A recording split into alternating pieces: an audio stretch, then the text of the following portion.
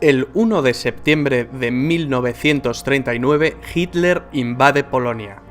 Esta es la acción bélica que realmente inicia la Segunda Guerra Mundial. La Segunda Guerra Mundial es la contienda más devastadora que la humanidad jamás ha conocido.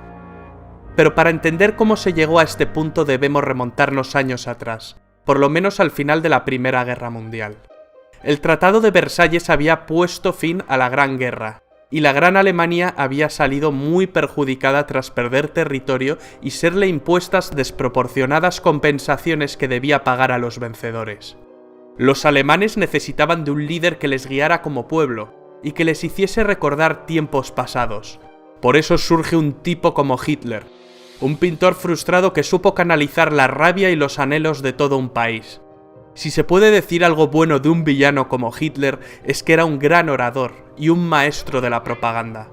Les habló a los alemanes de la superioridad de su raza y del camino que el pueblo debía seguir para engrandecer la nación. Hitler, a golpe de discurso, se erigió en el líder del Partido Obrero Alemán, transformándolo en el Partido Nacional Socialista Alemán, de ideas nacionalistas, supremacistas, racistas y un fuerte componente antisemita y antimarxista. En 1923, Hitler acabó en la cárcel tras un fallido golpe de Estado.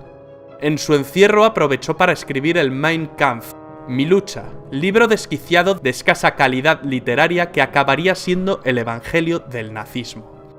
Tras su encierro, Hitler volvió a la palestra política y acabaría ganando en 1932 unas elecciones con mayoría simple para alzarse como canciller de los alemanes al año siguiente. Nace el Tercer Reich, el tercer gran imperio alemán, en una coyuntura de crisis económica a nivel mundial. Rápidamente, bajo una apariencia de legalidad, Hitler establece un régimen totalitario liquidando las instituciones democráticas de la República de Weimar, mediante una ley habilitante. Se arresta a los diputados del Partido Comunista de Alemania y se los confina en campos de concentración. La persecución de los judíos por parte del nazismo se convierte en una política activa. El Führer hizo caso omiso de las obligaciones que para Alemania señalaba el Tratado de Versalles, creando un fuerte estado militar, con tímidas protestas de Francia e Inglaterra. En el año 1938 empezó a poner en práctica su política de expansión territorial, incorporando a Austria entre sus dominios. Ese mismo año, Hitler amenazó con desencadenar una guerra europea, a menos que los Sudetes, una zona fronteriza de Checoslovaquia con una mayoría de etnia alemana, fueran cedidos a Alemania. Para resolver el asunto se sentaron a hablar en Múnich alemanes, franceses, ingleses e italianos. A los checoslovacos ni les invitaron. El primer ministro británico Chamberlain y su homólogo francés, en un acto de tibieza y cobardía, ceden con tal de que la sangre no llegue al río. Mal calculado. Al año siguiente Hitler incumple su palabra y ocupa el resto de Checoslovaquia. Churchill criticó duramente a Chamberlain con la frase «Hemos preferido el deshonor a la guerra, tendremos el deshonor y también la guerra». Y así fue. Para construir un gran imperio, los planes de Hitler pasaban por la anexión de Polonia. Polonia era un país surgido del Tratado de Versalles. Sus tierras antes habían pertenecido a Alemania, a Austria y a Rusia. A los polacos se les había concedido una franja de tierra para que el país tuviese una salida al mar Báltico a través del corredor de Danzig, partiendo Alemania en dos. Agosto de 1939.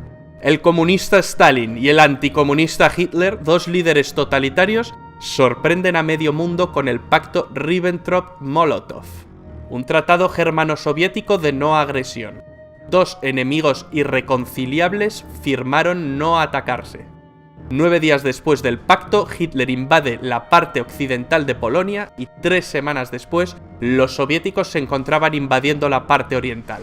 La invasión de Polonia hizo que por fin Inglaterra y Francia le declararan la guerra a Alemania. Alemania se tomó una pausa para reagrupar filas, mientras británicos y franceses se mantuvieron a la defensiva.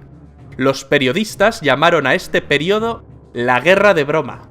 Los ingleses mandaron tropas a Francia para frenar a los alemanes, la Fuerza Expedicionaria Británica.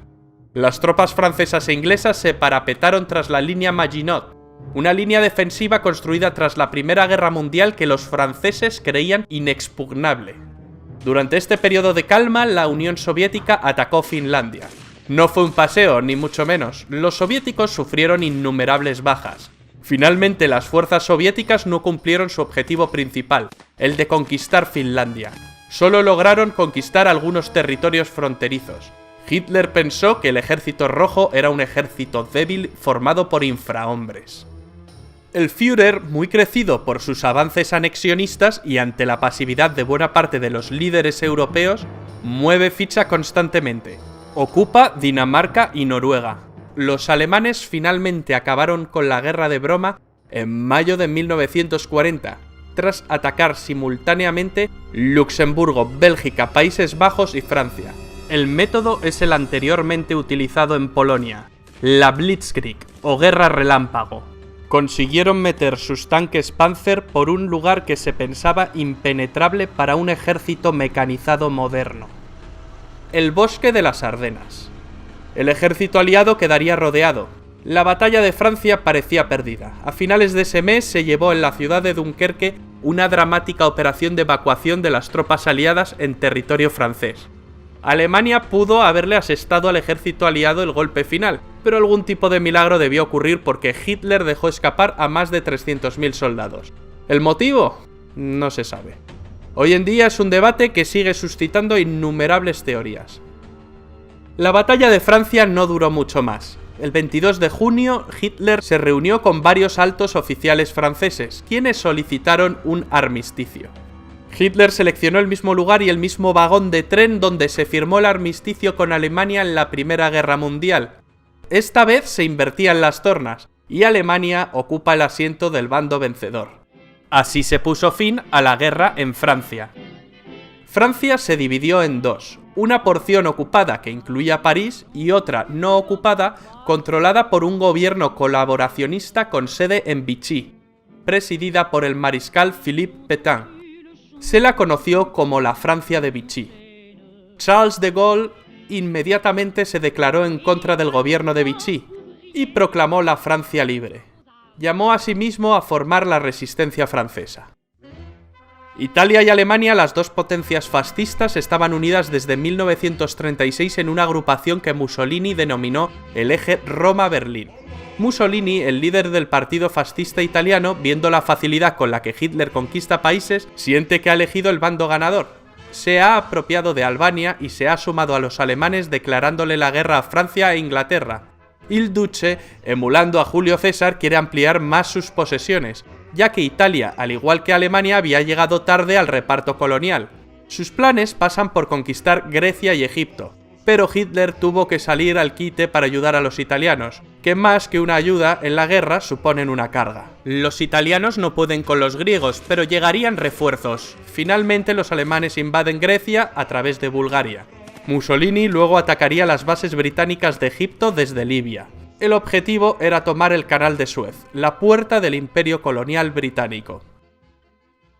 ¿Pero qué había pasado en Europa tras la derrota de Francia? ¿Qué fue de los británicos? Churchill, nuevo primer ministro tras la dimisión de Chamberlain, rechaza firmar un armisticio con Alemania. Hitler decide ir a por todas. Pero conquistar Inglaterra no será tan fácil por su condición insular. Los ingleses consiguieron defender heroicamente su isla en la batalla de Inglaterra, una batalla que se libró sobre todo en el aire, la Luftwaffe contra la RAF. Churchill pronunciaría otra de sus grandes frases: "Nos dejó muchas. Nunca tantos debieron tanto a tan pocos". Durante más de un año Inglaterra soporta la guerra en solitario. Los nazis bombardean durante meses las ciudades más importantes de Inglaterra. Hitler cree dominar la situación y se ve como claro vencedor, pero los ingleses resisten y dan la batalla. A finales de año, Adolf Hitler se entrevistó con el general Franco en Hendaya, una localidad francesa que hace frontera con España. Hitler quería que España entrase en la guerra de parte de las potencias del eje. Al final no llegaron a un entendimiento. Franco estaba dispuesto, pero el país atravesaba una enorme crisis tras la Guerra Civil Española. España, si bien prestó apoyo logístico, optó por el papel de no beligerante. Hitler había logrado que Hungría, Rumanía y Bulgaria se unieran a las fuerzas del eje.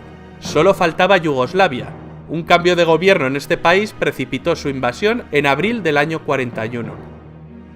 Hitler soñaba con un imperio alemán que abarcara desde el río Rin hasta el Volga. Es en este momento cuando Hitler decide ampliar fronteras y emprende la Operación Barbarroja, la invasión de la Unión Soviética. La gran motivación era el petróleo ruso. A Stalin, antiguo aliado de Hitler, le pilla un poco por sorpresa. No se esperaba que Hitler rompiese su alianza tan pronto. La invasión se había demorado con la invasión de Grecia y de Yugoslavia. Finalmente, en junio de 1941, los alemanes movilizan entre 3 y 4 millones de soldados. En un primer momento, los alemanes ganan campañas y terreno con facilidad. En un mes, Bielorrusia y las repúblicas bálticas previamente ocupadas por la URSS estaban en manos alemanas. Hitler calculó que pocos meses de campaña bastarían para tomar Moscú, pero el crudo invierno llegó, y los ejércitos de Hitler se quedaron a las puertas. Lo mismo le ocurrió a Napoleón en su día. El eje Roma-Berlín se había ampliado en 1939 con la unión de Japón. Japón era el país más avanzado de Oriente, y quiere librar a sus vecinos, es decir, a las colonias europeas orientales, del yugo de Occidente. Asia para los asiáticos, era una frase común entre los nipones. Ya en 1931 empezaron la invasión de China, que continuó en 1937. Cuando Alemania ocupó Francia, Japón tomó el control de la Indochina francesa. Sobrevino un bloqueo comercial y un embargo de petróleo por parte del gobierno de Estados Unidos presidido por Roosevelt. La única salida que le quedaba a Japón era retroceder o ir a la guerra. Los japoneses atacaron por sorpresa la base americana de Pearl Harbor, en Hawái, en diciembre de 1941. El gigante dormido despierta y Roosevelt pronuncia su famoso discurso de la infamia en el que declara el estado de guerra entre Estados Unidos y el Imperio japonés. Tras Pearl Harbor, los japoneses invaden Hong Kong y en cuestión de meses Singapur, Birmania, Tailandia, las Indias Orientales holandesas, Filipinas... Una especie de tsunami o guerra relámpago a la japonesa. La bandera del sol naciente ondea sobre el Pacífico. Y Hitler va y le declara la guerra a Estados Unidos. Con esto firma su sentencia de muerte definitiva. La derrota es solo cuestión de tiempo. Una batalla naval empieza a librarse en el Pacífico. En el Atlántico la batalla se venía librando desde el principio de la guerra. En este escenario, los U-Boot alemanes hunden una cantidad enorme de barcos aliados. La mayoría barcos de abastecimiento. Para evitar la sangría, el papel de la inteligencia aliada fue clave. Concretamente con el desciframiento de la máquina Enigma usada por los nazis. Algunos expertos señalan que la guerra se acortó 2 años por este motivo. En el Pacífico, en 1942, los americanos consiguen vengarse de Pearl Harbor 6 meses después, concretamente en la batalla del Midway, un duro revés para los japoneses, donde pierden 4 portaaviones. Las tornas se habían empezado a invertir. En Europa, Churchill aprueba bombardeos masivos sobre la población civil alemana. Mientras, en el norte de África, las tropas alemanas de Rommel y las italianas ganan algunas campañas, pero son derrotadas en las batallas del Alamein, que marcan un cambio de rumbo. Los alemanes no consiguen llegar al Canal de Suez, y con ello el plan de Tenaza de ir a por las reservas de petróleo de Oriente Medio se desvanece. Los alemanes también planean conquistar los campos petrolíferos del Cáucaso. Es entonces cuando Hitler decide dividir sus fuerzas e ir a por Stalingrado, con el objeto de asestarle un golpe moral a Stalin, pues era la ciudad que llevaba su nombre. Mala jugada por parte del Führer. Aunque los alemanes conquistan buena parte del Cáucaso, sus tropas acaban retirándose, ya que su mirada estaba fija en Stalingrado. A principios de 1943, los alemanes se rinden tras la larga batalla de Stalingrado, la más sangrienta de la historia de la humanidad. La grave derrota de la Alemania nazi y sus aliados en esta ciudad significó un verdadero punto de inflexión, y fue decisiva en los resultados finales de la guerra. A partir de aquí, los alemanes ceden constantemente terreno a los rusos. En julio de ese año, los alemanes no consiguen frenar al ejército rojo en la batalla de Kursk, la mayor batalla de tanques de la historia. Ese mismo mes los aliados bombardean Roma, lo que provoca gran desmotivación en los italianos. Estaban convencidos de que los aliados nunca bombardearían la ciudad santa. Además saben que están perdiendo la guerra. Terminarían por renegar de sus antiguos aliados. Al poco tiempo deponen a Mussolini y lo arrestan. Duro revés para los alemanes, los italianos les han traicionado. El 4 de junio de 1944 los aliados llegaron a Roma y la liberaron. El 6 de junio un enorme contingente de tropas aliadas desembarcó en las playas de Normandía. Los alemanes, que ya retrocedían por el este, empiezan a retroceder por el oeste. El avance aliado es incontenible. No tardan en llegar a París. Cuando los aliados cruzan la frontera germana, los alemanes lanzan una desesperada ofensiva en las Ardenas, que no surte efecto. En el Pacífico las tropas niponas se desvanecen. Las acciones de los kamikazes solo retrasan la ofensiva estadounidense. En enero de 1945, el Ejército Rojo llega al campo de concentración de Auschwitz, Polonia, y libera a miles de prisioneros. La opinión pública empieza a conocer los horrores del Holocausto judío y su verdadero alcance. Más de 6 millones de judíos fueron asesinados por el régimen nazi. En febrero los aliados realizan el bombardeo de Dresde, uno de los mayores bombardeos sobre población civil de toda la guerra, resultando destruida casi toda la ciudad. En abril los rusos llegaron a Berlín y ganan la última batalla europea. Ese mismo mes se suceden el fusilamiento de Mussolini y el suicidio de Hitler.